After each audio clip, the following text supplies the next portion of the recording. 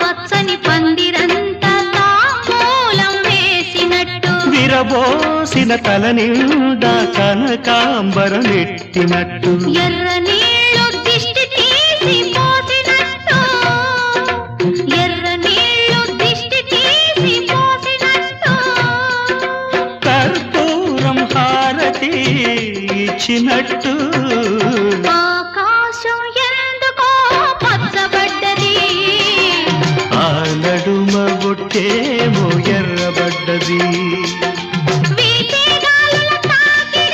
సాగే గువ్వల అలజడి రమ్మని పిలిచే పై